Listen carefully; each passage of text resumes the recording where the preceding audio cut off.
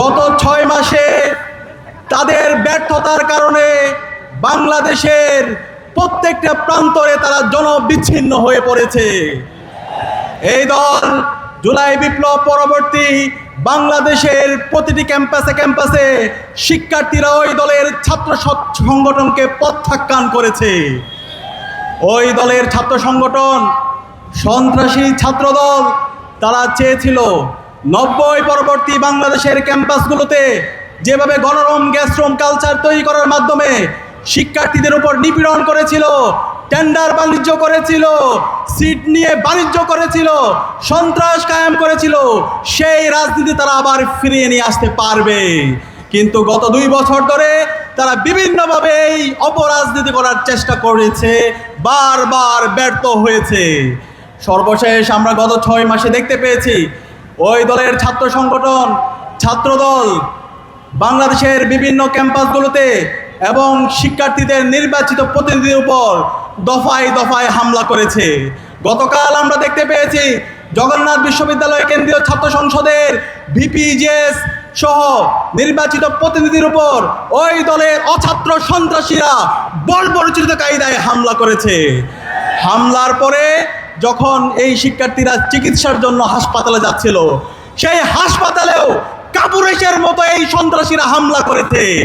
আমরা দেখতে পাই পৃথিবীর ইতিহাসে 3টা গ্রুপ হাসপাতালে কাপুরুষতা হামলা করেছে।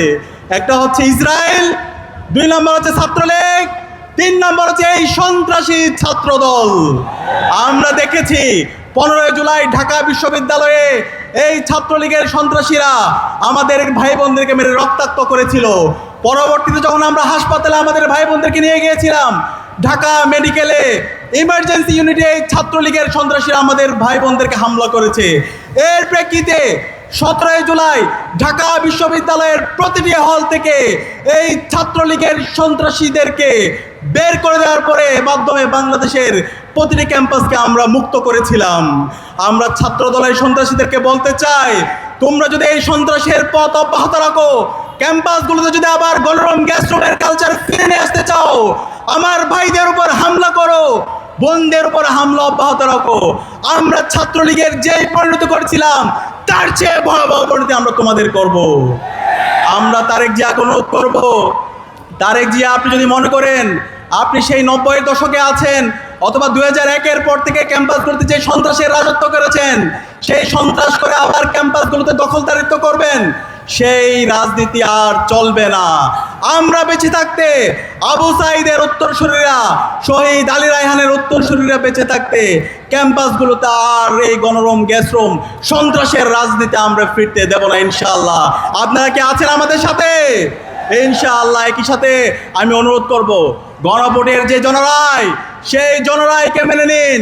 জুলাই শহীদদের যে আকাঙ্ক্ষা, সে আকাঙ্ক্ষার আলোকে একটা ইনসাফের বাংলাদেশ বিনির্মাণের জন্য কাজ করুন।